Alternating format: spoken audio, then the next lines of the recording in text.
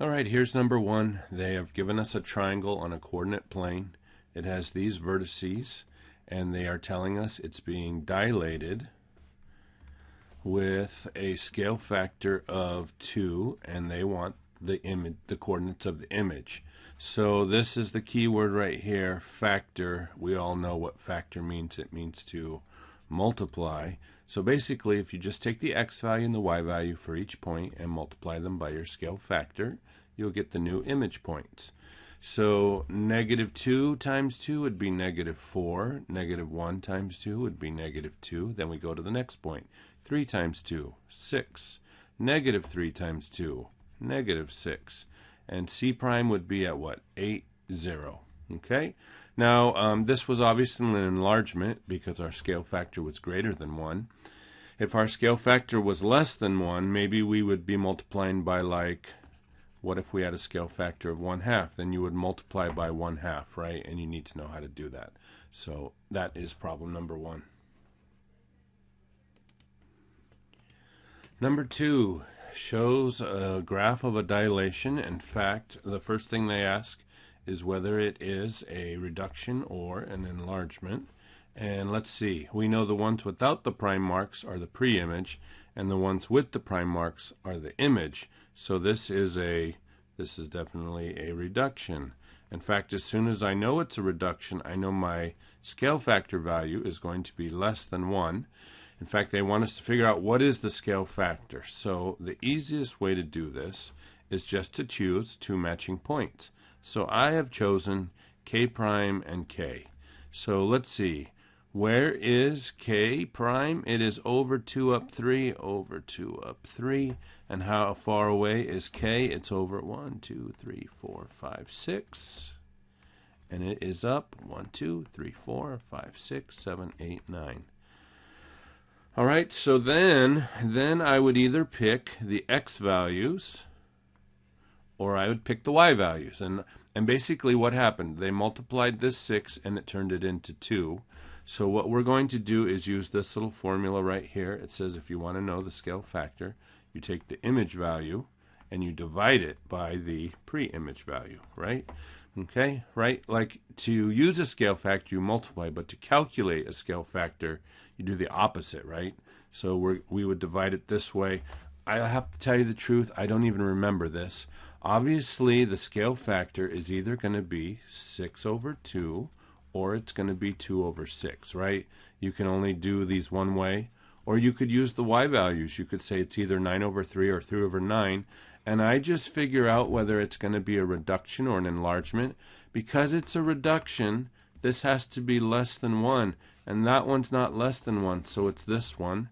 And all I'm going to do is reduce it. So 2 over 6, I could divide both of those by 2. And my scale factor would be 1/3. Because if I did 3, this is not an enlargement. It's a reduction. So I know it has to be 1/3. All right, number 3 tells us this important detail right here. That these are, what's this symbol mean right here? That they are similar to each other. All right, so what do we know about similar figures? Well, number 1, they have the same angles, and number 2, they have proportional sides. I think that might be one of the most important things you need to show up to the test knowing, is that the side lengths are proportional and that's what a proportion looks like. Okay, so do you notice we know all 3 sides in this bigger triangle and we only know one of them over here? So who does this 115 match with? Does it match with the 16, the 12, or the 20? In other words, where does this correspond to where they're in the same spot? Does everyone notice? It would be this one. So I'm going to say that 15 goes with 20. You might not like hearing this, but you realize you could say 20 goes with 15. It would be just as good. They are corresponding, and which one you put doesn't really matter, but you do have to match it. So if I said 15 goes with 20, then I have to put my y on top, and who would the y match with? Who does this y match with? It matches with this 12 clearly. What if somebody had said 20 over 15, then they'd put the 12 on top. All right, you probably remember that I always like to reduce my fractions as possible. 5 goes into both of these. 5 goes into 15 3 times. It goes into 24 times. And now I'm going to cross multiply and get my new equation with no fractions. So 4 times y, 4y, and 3 times 12 makes 36. And if I divide by 4, my y comes out nice and evenly. It comes out to be 9. So if they ask you to figure out side lengths in a pair of similar figures, they are proportional, and you should make a proportion. All right, number 4 says describe the composition of transformation that maps triangle NOP onto triangle RST. So that might be the first thing for us to really kind of notice, is that we're basically, this is the pre-image and this is the image. Okay, and so first off, let's see, do you notice that this one would go up there? And do you notice it's a rotation? So that's what I'm going to start with. This was a rotation, and we always are going to do rotations around the origin. I'm just going to call it 0, 0. It was what? How many degrees? 90 degrees. And which way did we go? We went counterclockwise. So there's one. There's one, right? This is a composition of transformations, and that just means we're going to do 2. And I just want you to imagine this rotating up here. In fact, where is this point? Point N is over, is that 8? 8 negative 2? So if we rotated it, it would be over 2 up 8 right there. It would be at 2, 8. And do you notice where this new one's at? It's at 1, 4. So do you notice what happened? Now I'm making you imagine this triangle being up here. But what would make it go to 1, 4? Then we're going to have a dilation with a scale factor equal to, what would turn 2 into 1? It would be 1/2, right? Do you see that would be a reduction? It's kind of like we're dividing by 2. So this is our second transformation, and that is why it is a composition. All right, number 5. It says, which of the following transformations produces similar figures? Choose all that applies. So we're going to have more than one answer. So let's see if I can help us out. What does congruent mean? Congruent means same shape, same size. Right? Exactly the same. Like if you have some triangle and you reflect it over, it's a rigid motion. You get a perfectly congruent triangle, the image and the pre-image. Well, let's change colors. What about similar? Similar means what? Same shape, but it doesn't have to be the same size. Okay? But could it be the same size? Yes, right? Does that make sense to you, that congruent is way more picky and similar is not so picky? All it cares about for similar is that it has the same shape. So what if it's congruent? Would it still be similar? I think that's what you need to understand, that congruent figures are also similar because they are the same shape. Do you get that? Anything that's the same shape would qualify as similar. To be congruent, they have to be the same shape and the same size. Kind of like similar figures where the scale factor is exactly 1, right? So anything that gives you something that's congruent should also be considered giving you something that's similar. So does dilation produce similar figures? Yes. All right. Would horizontal stretch, if you stretch something out horizontally, would it still have the same shape? No. How about vertical stretch? It would get way taller? No.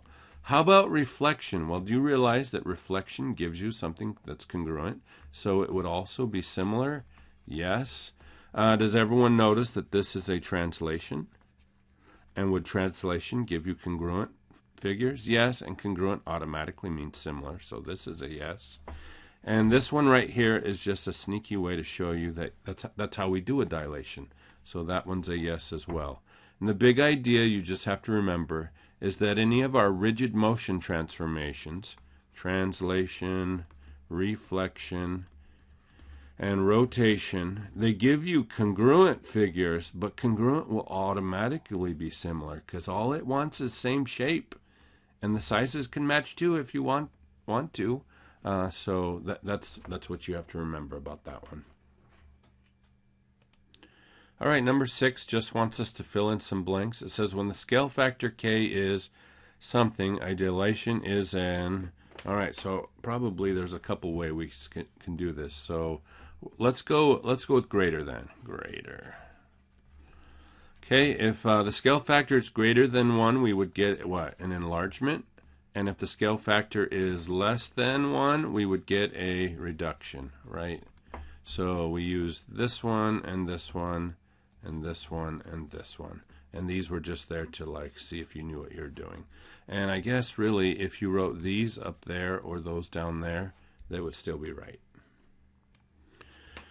All right, number 7 is a little sneaky. They tell us this, that these two angles are congruent.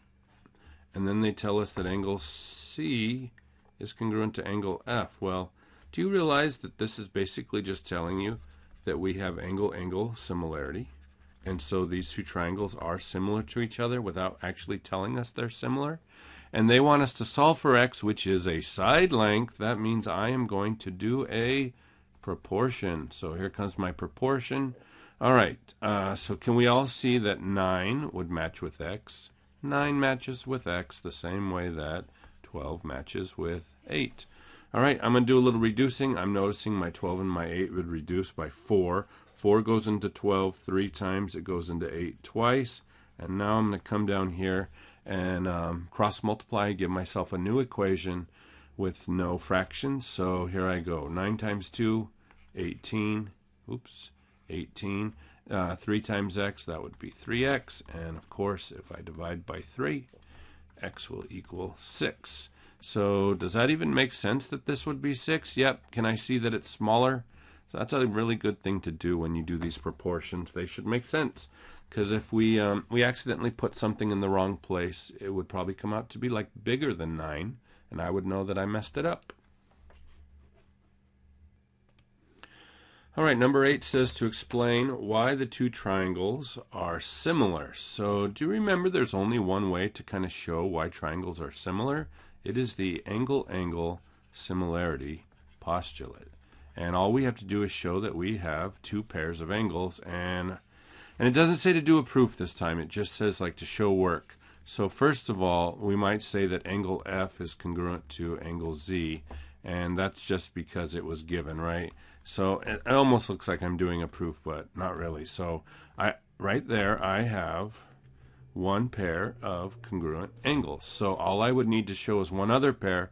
Unfortunately, the 97 and the 55 don't match. But here's what I'm going to do. I'm going to see if I can figure out angle X's measure. And if it comes out to be 50, then I'll have my second pair. So how would we use these two to figure out this one missing one? Well, we would just use the triangle sum theorem. So I'm going to say 97 plus 33, and maybe I would even use my calculator. That's 10, carry the 1. That looks like 140. Did I do that right? Nope, I didn't do that right. That's 10 plus, that's 130. See, even another good reason to do a calculator. Maybe I should fix that so it's not so ugly. This came out to be 130 degrees. Now I'll take those 130 degrees away from what all three add up to, which is 180, and that comes out to be 50 degrees. So this angle right here is 50 degrees, and then I might write, so angle D is now congruent to angle X now that I worked it out. And so we have angle-angle. If you're ever trying to like show why or prove, there's only one way, and you should mention it, like because of the angle-angle similarity postulate. That's why I know these are congruent. All right, number 9 is a review problem from our last unit. They want us to calculate the amount of air inside this ball, which is just a sneaky way of saying how much volume does it have. And they tell us it has a diameter, so what is that? That is all the way across is 8 inches. So if all the way across is 8 inches, we don't really want the diameter. We want here's why. When you take the test, your teacher will either give you the formulas or write them on the board, and the volume for a sphere is what? 4 pi r cubed all over 3. Okay, and we got to watch out a lot of our formulas square things, but this one cubes it.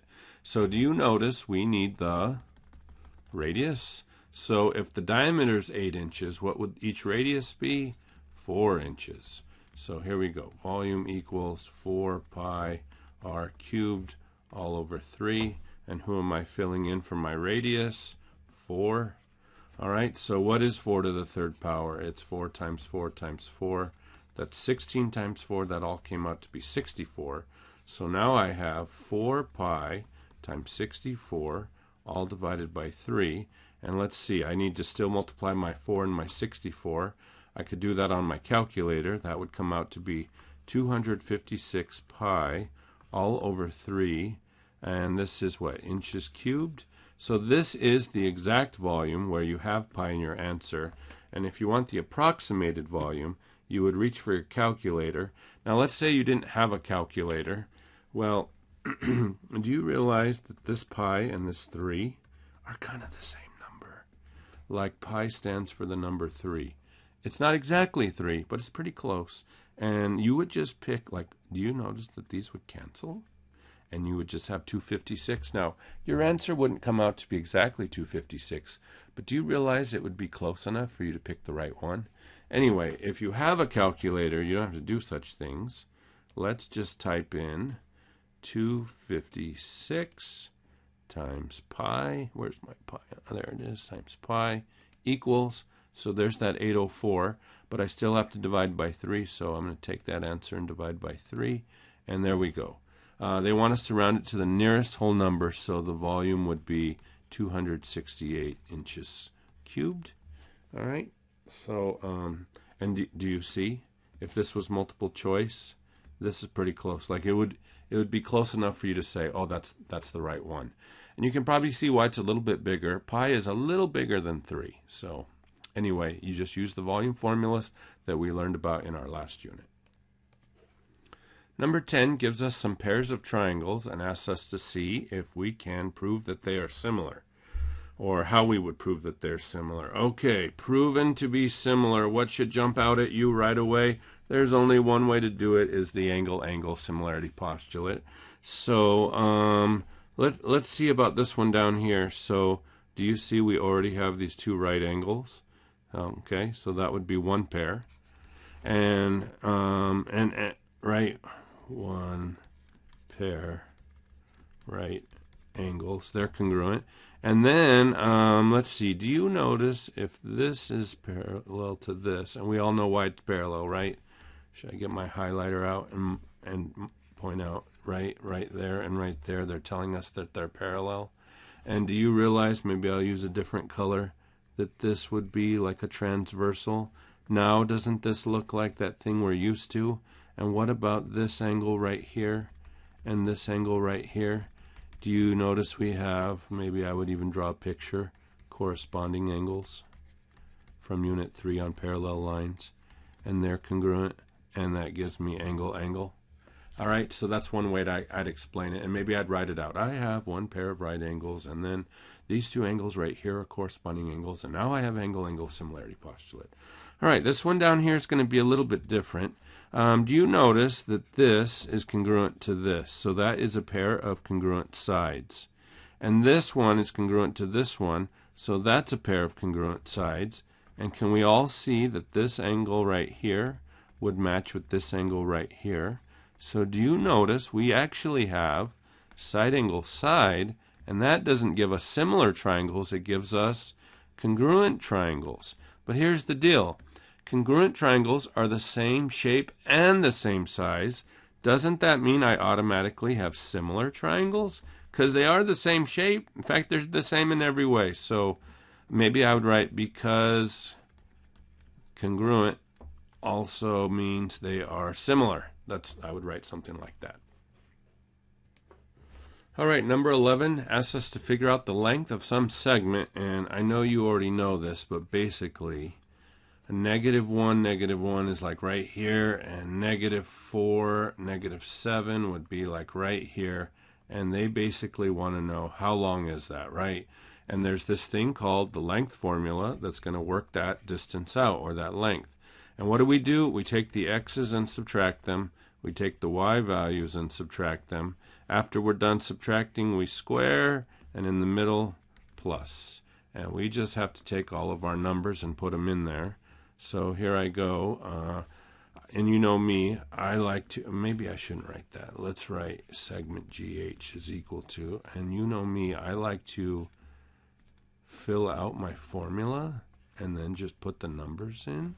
So here I go. Who are the x's? -1, take away -4. And who are the y values? -1 and -7.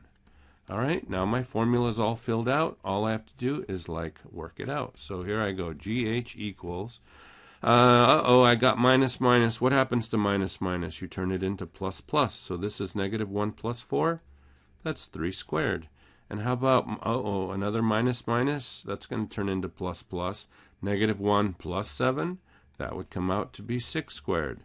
So what does this come out to be? This is going to be 3 times itself, 9. Plus 6 times itself, 36, all comes out to be square root 45. That is how long this segment is. And what is square root 45? It's between square root 36 and square root 49, which means this number is between 6 and 7. I would say it's a little closer to 7, like maybe 6.8 or something like that. But anyway, you don't have to worry about that. You would just say square root 45. Number 12 gives us a cylinder and a pyramid, and they want us to figure out whether the cylinder is greater than or less than or equal to the pyramid. And then we also have some choices down here. So this will be up on the screen, on the whiteboard when my students are taking the test.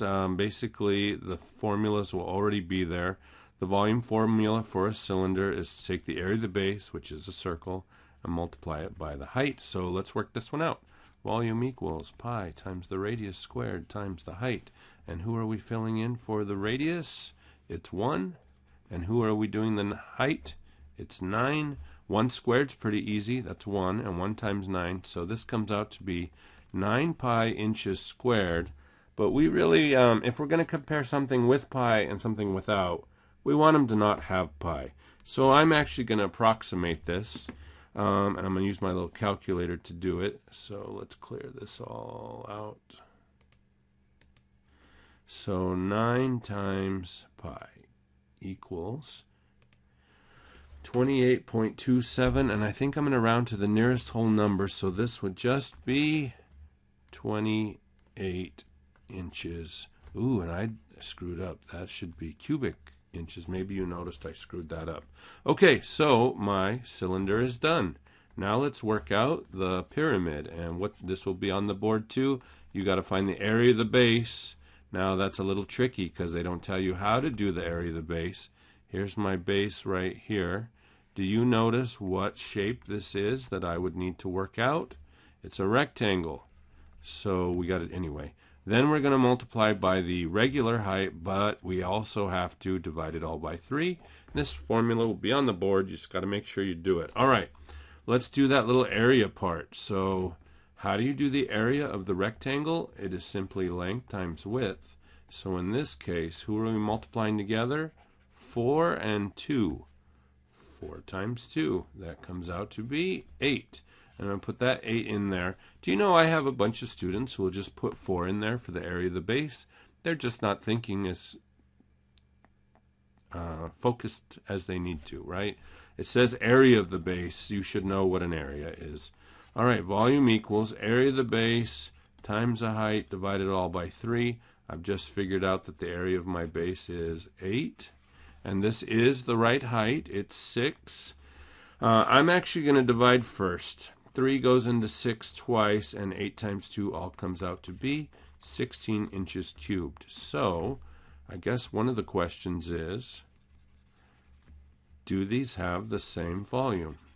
Nope, they're not equal. In fact, the cylinder is what? Greater than the volume. The volume of the pyramid is greater, so yeah, we would choose that. The volume of the pyramid is 240, not even close. The volume of the cylinder is equal. No, that's not true. And the volume of the cylinder is approximately 170. That's not true either. The only one that's true is this letter A. That's the one that we would pick. All right, number 13 gives us these two triangles and asks us to prove that the triangles are similar to each other. Prove that they're similar. This sounds like a job for good old angle.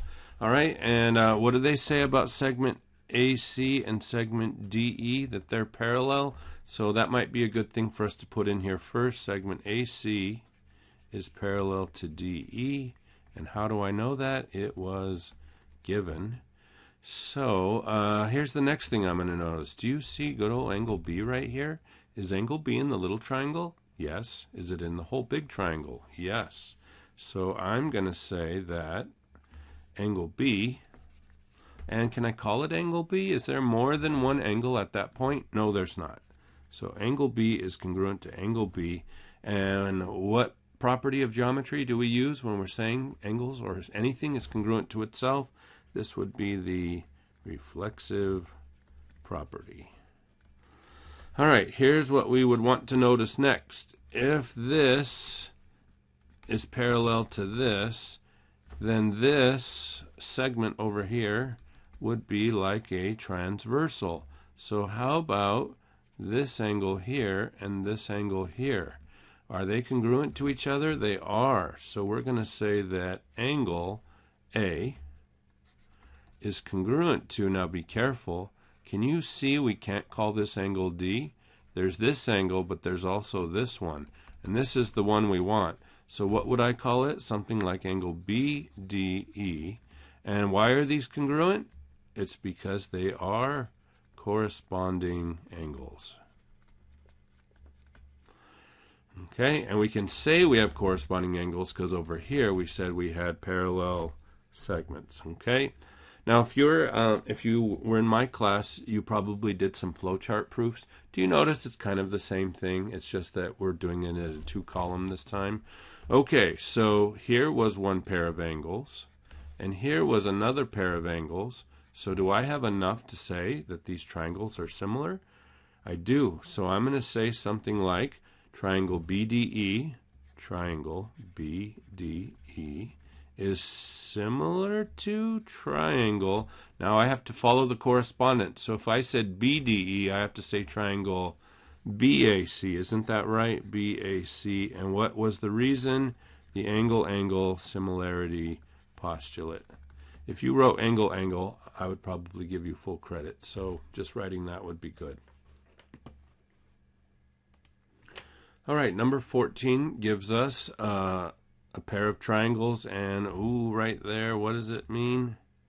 It means these are parallel, so that's going to give us two overlapping similar triangles. And let's see, CE is 7, and CD, that's this one right here, is, nope, I messed up. CE is 5. Let me get out my eraser. There we go. So CE is 5 and CD is 7 and BD is 12 and AE is what we're trying to figure out. All right, so these problems can be pretty confusing because the triangles are overlapping. So one of the best things we can do is kind of draw them separately. So here's my little triangle, right? This would be triangle DEC. And let's see, this is 5 and this is 7. And then there is a way bigger triangle that I'll try to draw. And this is what? Point C, and this would be A, and this would be B.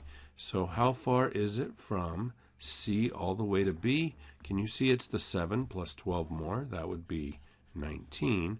And how far is it from C all the way to A? Well, it's this 5 and this x more. So this would be x plus 5. And now it should be pretty easy to make my proportion. So who goes with 7? 19. And who goes with 5? X plus 5. All right, now this is just algebra. Let's do a little solving. I'm going to cross multiply and get a new equation with no fractions. So let's see, 5 times 19, I think that comes out to be 95. And over here I have to do 7 times x plus 5. How would we do this? We would just distribute. So 95 is equal to, what would this be? 7x plus 35. All right, the rest of this problem is all about getting the x by itself. So I'm going to get rid of the plus 35 by subtracting 35. Okay, that just canceled. I have 7x on this side. 95 minus 35 would be 60. Okay, next up I will divide both sides by 7. And there it is. X is all by itself. Now 7 doesn't go into 60. I'm going to use a fraction instead of a decimal. The problem with this decimal is it would go forever and we would have to round it off. And when you round something off, you're not being exact. So let's use a fraction so it can be exact. How many 7s could you take out of 60? That would be 8. 7 times 8 is 56. So what's the leftover? It's 4. And what was I dividing by? 7. Do you see that's not that bad? All right, so this distance from A to E came out to be 8 4/7. And the big key is to use a proportion when they want you to solve for a side. All right, number 15 is a review problem from our last test, Unit 5, and it included some algebra. So this is a review algebra problem, and they want us to factor this trinomial, and then we'll pick like which factor matches. So here's some good news. It doesn't have a leading coefficient. So really all I'm looking for are things that multiply to negative 15. What would that be? Negative 15 times 1, or 15 times negative 1, or 3 times negative 5, or negative 3 times positive 5. And now all we need to do is find which pair also adds up to 2. Which pair also adds up to 2? It would be those two right there. So my factors would be x minus 3 times x plus 5. And now I just need to figure out which one matches. Is x plus 3 over here? No. Is x minus 5 over here? No. Is x plus 5? Yes. Is x plus 15? No. This would be letter choice C. About the worst thing you can do is look at these instead of just factoring. This will get you screwed up. Just factor and then match. All right, number 16 wants us to solve this equation. Basically what we're going to do is we are going to factor, and then we're going to use this thing called the zero product property. Okay, and a little bit of bad news. We do have a leading coefficient to worry about, so let's see if we can do some guessing and checking. Okay, and we're not just factoring. We do have to do this solving part because it's an equation. So let's see. What are some things that multiply to be 2? 2 times 1. And some things that multiply to 15. There's just 2 of them. 15 times 1, or 3 times 5. And I think I'm going to cheat a little bit. Instead of just guessing and checking, I'm going to notice that I could make 6 and 5, and 6 and 5 would add up to 11. Couldn't I multiply the 2 times the 3? And then I could multiply the 1 times the 5 and get 5, and 6 and 5 should add up to 11. So let's see what we get. 2 times 1, what would that really be? 2x times 1x. And I want the 2 and the 3 to multiply, so I'm going to put the plus 3 here. I'm going to put the plus 5 there. And the last thing I should do is just check to make sure it works. Would 2x times x give me 2x squared? Check. Would 5 times 3 give me 15? Check. This would make 5x, and this would make 6x, and those do add up to 11x. I think I've got this factored correctly. All right, now that it's factored, I should use the zero product property, which basically says if this times this gives you 0, either the 2x plus 5 has to be the thing that's 0, or the x plus 3 part has to be the thing that's 0. This is one of those simple ones where I can just like do a shortcut. X would equal negative 3. Over here I'm going to work on getting the x by itself. I'll subtract 5 from both sides. Now 2x equals negative 5, and if I divide both sides by 2, x will equal negative 5 over 2. I'm going to throw my little or in there. There are my two solutions. Factor, then use the zero product property. All right, number 17, another review problem from Unit 5 when we studied volume and algebra. They want to know the volume of this prism. So right away you would look up on the board and say, oh, the formula for a prism is to find the area of the base and then multiply by the height. All right, so here is the hard part, knowing what the base is. Some people will look at the bottom of this thing and say, oh, that's the base because it's on the bottom. But that's not what a base is in a prism. In a prism, there are two exact matching bases. And do you notice that there is no rectangle right above here? But this triangle right here and this triangle right here exactly match each other. Those are the two bases, so that's what we should find the area of. Okay, so here we go. We're going to find the area of the base that is a triangle, and you just need to know that the area formula for a triangle is base times height divided by 2. So, who would we multiply together? Who is the base and the height for this triangle right here? Well, a base and a height have to make a right angle, and here is the right angle right there, so it is 5 times 12. I'm going to divide that 2 out of that 12. That would give me 6, so it all came out to be 30 square inches, and I've got the area of my base. What's left? I need to know my height. So is it the 13 or is it the 4? Well, the height in a base is how far apart the two matching bases are. So, do you notice that this 4 right here is basically how far those are apart? So here we go. The volume of this prism is the area of the base, that came out to be 30, times my height, which is 4, and that comes out to be 120 inches cubed. There's my answer right there. And basically you just have to fill out your volume formula correctly and then do the math it says. Number 18 tells us that there is a candle that's a cylinder inside of a shipping box. And they give us all the dimensions. You can see that's marked on here. And they want to know 3 things. They want to know, see if I can see this, the volume of the container, that's the rectangular prism. They want the volume of the cylindrical candle. That was nice of them to remind us it's a cylinder. And then they want the volume of the air. So, do you understand that the box has 2 things inside of it, the candle and air? If there was nothing inside of it, then it would be full of air. And if you found the volume of the whole thing, that's how much air there would be. But the candle is taking up some of the volume. So basically what we're going to do by the end of this problem, we're going to take the box and subtract the candle, and what's left will be the air, right? Or in other words, air plus candle equals the box, the amount in the box. So here we go. Let's start with the prism. Volume of the prism is area of the base times height. So I'm going to use, I think I'm going to use this part right here as my base. After all, this other side over here exactly matches it. So that's going to be, that looks like a square. It is 16 times 16. So this is the area of the base is 16 times 16. You could use your calculator. It comes out to be 256 square inches. Okay, so I've got that part done. So 256, and then I'm going to multiply by the height. So the height would be how far apart these bases are, and that height would be 20. So I'm just going to do 256 times 20.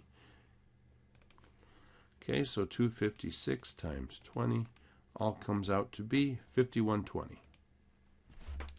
So I've got 5120 cubic inches of volume inside the container. All right, maybe I'll come over here. 5120 inches cubed. All right, now they want to know the volume of the cylindrical candle. So it is a cylinder, so let's use the cylinder formula. V equals, maybe I'll write a little sil there, pi r squared times h. So pi times the radius squared times the height. And how big is my radius? It's right there. It is 5. And how tall is this candle? It is 20. So 5 squared, that would come out to be 25. Times 20 comes out to be, is that 500? pi inches cubed. Now this is one of those times when you can't really work with something that doesn't have pi with something that does. So let's approximate this, and let's approximate it to the nearest whole unit. So here comes my calculator, and I'm just going to work out 500 times pi. And it's going to come out to be, let's see, we're going to round it off, the 1571. Oops. Came out to be 1571 inches cubed.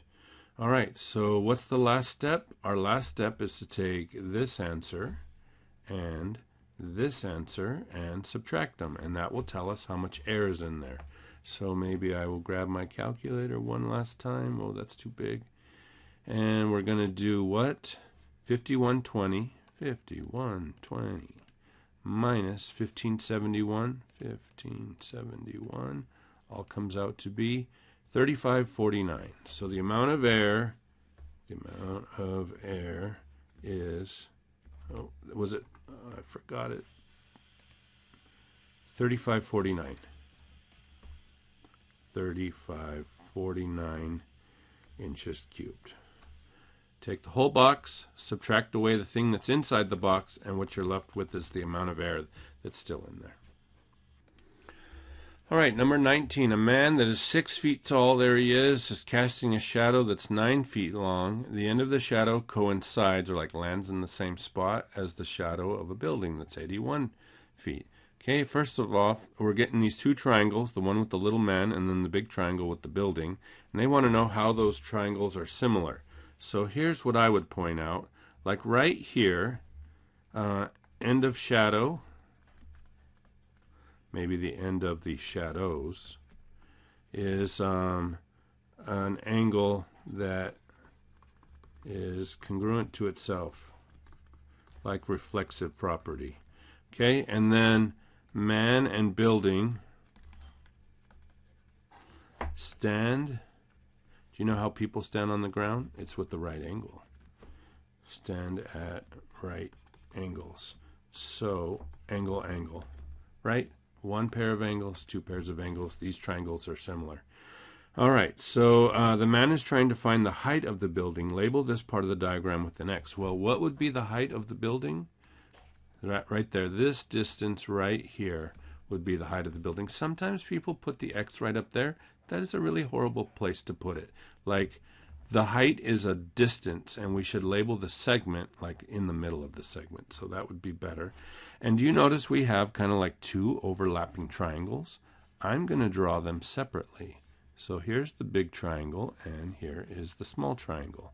And let's see, this is 6 and this is 9. And now be careful. The shadow of the building is 81 feet from the man. So can you see how far this whole distance would be?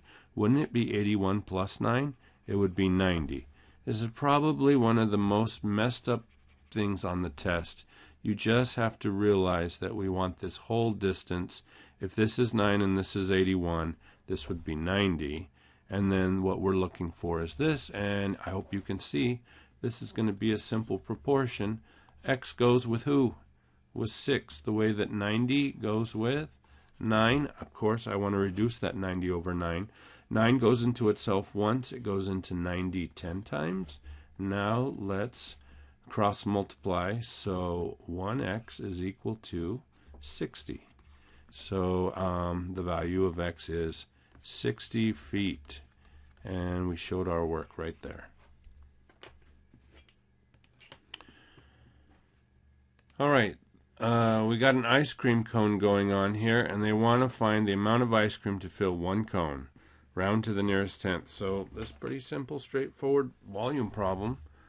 Seems to me I just need my volume for a cone formula, which is what? Pi times the radius squared times the height, all divided by 3. So volume equals, let's rewrite it and leave some blanks for some values. So what's the radius? Is this 3 the radius? Yes, it is. And how tall is this thing? 15. And what's 3 squared? It's 9. I'm actually going to divide by this 3. 3 goes into 15 5 times. So what do I have left to multiply together? The 5 and the 9 and the pi. All right, so what does this all come out to be? I think that would be 45 pi centimeters cubed, but they do want an approximated answer. So I'm going to grab my calculator and multiply. Let's clear that out. 45 times pi equals, and we'll round it off to the nearest tenth. That means I'm rounding off that 3. And what would the 7 do to the 3? Leave it or move it up? 141.4. So volume equals 141.4 centimeters cubed. If you didn't have a calculator, I would be okay with you just multiplying by 3 and rounding off to the nearest whole unit. But anyway, I have got a calculator, so that's what it came out to be. All right, we've made it to the last problem, number 20. They give us a pre-image, and probably the best thing we could do is figure out the coordinates. So where is point C? It's at 2, 6. And where is point A? It looks like it's at -8, -4. And where's point R? It looks like it's at 8, 0. Okay, and it says graph the image of triangle CAR using a translation of right to, what would that be, x or y? I think that would be x plus 2, and up 4. So up 4, wouldn't that be y plus 4? So I think I'm going to add 2 to all my x's. 2 plus 2 would be 4. And -8 plus 2 would be, you know what, maybe I don't want to do that. I think I'm just going to draw it out. That's usually what I like to do on a graph. So over 2, up 4. 1, 2, 3, 4. There's this point. This is C prime, and it would be at, what is that, 410? 410. You can see I was about to calculate 410, but I think I like this way better. So over 2 and up 4, 1, 2, 3, 4. That gets me A prime, and where is it? It is at -6, 0. And finally, R prime is going to be over 2 and up 1, 2, 3, 4. Right there. This is R prime, and it's at 10, up 4. And I should draw in the triangle. So here I go. Ooh, that was not good. Undo.